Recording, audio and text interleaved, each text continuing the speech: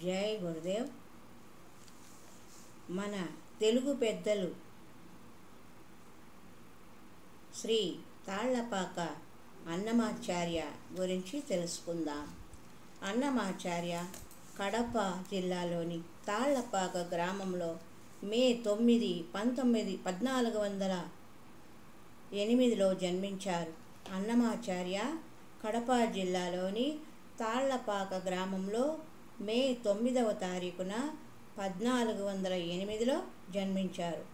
పుట్టినప్పటి నుండి తిరుమలప్ప ప్రసాదం అని చెప్పందే ఉగ్గు కూడా త్రాగేవాడు కాదని ప్రతీతి. జోలపాటలలో వెంకటేశ్వర స్వామిపై పాడుతుంటేనే నిదురించేవాడంట. చిన్ననాటి నుండి ఆడిన మాటలెల్లా అమృత కావ్యంగా, పాడిన పాటలెల్లా పరమగానంగా అన్నమయ్య కవితలు అల్లేవారు. అన్నమయ్యకు 16వ ఏటనే తిరుమల వెంకటేశ్వర స్వామి ప్రత్యక్షమైనట్లు చెప్తారు. స్వామి ఆదేశంతో ఎన్నో కీర్తనలు రచించారు. అన్నమయ్య సనాతన వేదాలలోని జ్ఞానాన్ని సంకీర్తనల రూపంలో గానం చేసిన పదకవితా పితామహుడు. సుమారు 32,000కు పైగా సంకీర్తనలు తెలుగులో స్వయంగా రాసి గానం చేసిన ప్రప్రథమ సంకీర్తనాచార్యుడు అన్నమయ్య.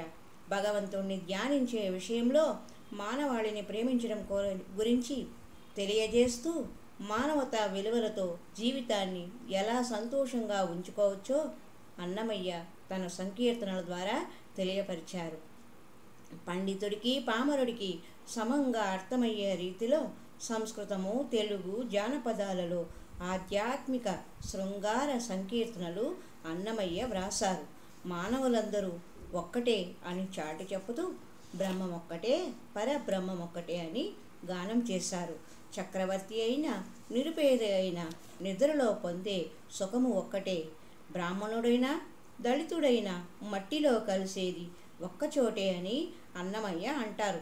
అలాంటప్పుడు ఎందుకు ఈ వివక్షత, ఎందుకు ఈ తారతమ్యాలు అని ఆయన ప్రశ్నిస్తారు. నైతిక విలువలు పాటిస్తే ఎటువంటి కష్టాలు రావని అన్నమయ్య సుమారు 5 శతాబ్దాల క్రితమే మనకు తెలియజేశారు. ఏమి కలందు ఇందు ఎంతకాలం అయినా అంటూ ఈ ప్రపంచంలో శాశ్వతమైనది ఏదీ లేదని, ఈ నిజాన్ని తెలుసుకుంటే నీకు సంతోషం కలుగుతుంది అన్న ప్రతి విషయము ఎంత భయంకరమైనదో గుర్తించగలుగుతారని, నీకు సంతోషం కలిగించే ప్రతి విషయం కూడా ఎంత భయంకరమైనది అనే విషయం గుర్తించగలుగుతారు అని ఆయన అంటారు. జీవితము క్షణికమైందని, ఒక ఆకులాగా పండి రాలిపోతుందని అన్నమయ్య ప్రబోధిస్తారు. ఇంతటి దానికి ఈ స్వార్థపూరిత చింతన ఎందుకని ప్రశ్నిస్తూ దైవచింతనలో కాలం గడపమని సందేశం ఇచ్చారు. భగవంతుడు ఒక్కడే శాశ్వతం, నిజం అని ఆయన అంటారు.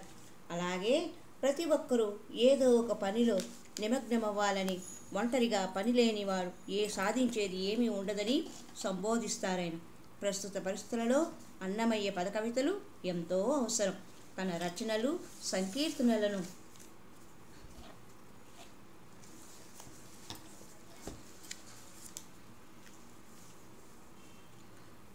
ఆనాటి చక్రవర్తులకు అంకితం ఇవ్వడానికి నిరాకరించారు. ఆనాటి రాజుల కోరికలపై, వారిపై సంకీర్తనలు రాయడానికి అంగీకరించలేదు. తన సంకీర్తనలను తిరుమల 7 కొండల వెంకటేశ్వర స్వామికే అన్నమయ్య అంకితమిచ్చారు. నారసింహుడి మీద, రాముడి మీద కూడా కొన్ని రాశారు. అన్నమయ్య కీర్తనల్లో తాత్విక సత్యాలు, సాంఘిక విమర్శలు, నీతి నియమాలు, లాలిపాటలు, బాలకృష్ణ లీలలు ఉన్నాయి. ఇలా అనేక గీతాలను రచించారు. ప్రముఖ కవి పండితులు శ్రీ రాళ్లపల్లి అనంతకృష్ణ శర్మ గారు అన్నమయ్య రచనల గురించి పేర్కొంటూ, అది ఒక సారస్వత క్షీర సముద్రము, శైలిలో, భావ వైవిధ్యంలో, రాశిలో అన్నమాచార్యుని రచనను మించినది ఆంధ్ర వాంగ్మయంలో ఇంకొకటి లేదని అన్నారు. పదకవితా పితామహుడిగా, హరి సంకీర్తనాచార్యునిగా కీర్తించబడ్డ అన్నమయ్య ఫిబ్రవరి 23, 1503లో పదకవితా స్రవంతిలో లీనమైపోయారు. 15వ శతాబ్ది ప్రజాజీవితం, తెలుగు భాషా విశేషాలకు అన్నమయ్య సాహిత్యము ప్రతిబింబంగా నిలిచినది. అన్నమయ్య సంకీర్తనలు పాడి ప్రచారం చేయడానికి కర్ణాటక, తమిళ సంగీత విద్వాంసులు కూడా ఎంతో కృషి చేశారు. తిరుమల తిరుపతి దేవస్థానం ఆధ్వర్యంలో అన్నమాచార్య ప్రాజెక్టు అన్నమయ్య సంకీర్తనల ప్రచారానికి ఎంతగానో కృషి చేస్తున్నది. ప్రత్యేక కార్యక్రమాలు ప్రతి ఏటా తిరుమల తిరుపతి దేవస్థానం వారు నిర్వహిస్తూ ఉన్నారు. తిరుమల తిరుపతి దేవస్థానం వారు అన్నమయ్య వర్ధంతిని ఎంతో ఘనంగా జరుపుతారు. విశ్వవిద్యాలయ స్థాయిలో ఎంఏ విద్యార్థులకు అన్నమయ్య సంకీర్తనలను ప్రత్యేక పాఠ్యాంశాలుగా, అలాగే రీసెర్చ్ కోసం కూడా అవకాశం కల్పించారు. అన్నమయ్య సంకీర్తనలోని మంచి భావాలను, ఆలోచనలను ప్రజలకందరికీ పంచిపెట్టాల్సిన బాధ్యత పండితులు, గాయకుల యొక్క బాధ్యత. అన్నమయ్య కీర్తనలు రాగ తాళ లయబద్ధంగా నేడు ఎంతో ప్రాచుర్యాన్ని పొందాయి. ఇందుకు తిరుమల తిరుపతి దేవస్థానం వారిని, అన్నమయ్య ప్రాజెక్టు సిబ్బందిని మనము అభినందించాలి. ప్రస్తుత పరిస్థితుల్లో రాష్ట్ర, దేశ, ప్రపంచ శాంతికి అన్నమయ్య సంకీర్తనల ప్రచారము ఎంతైనా అవసరం. హరి ఓం తత్సత్.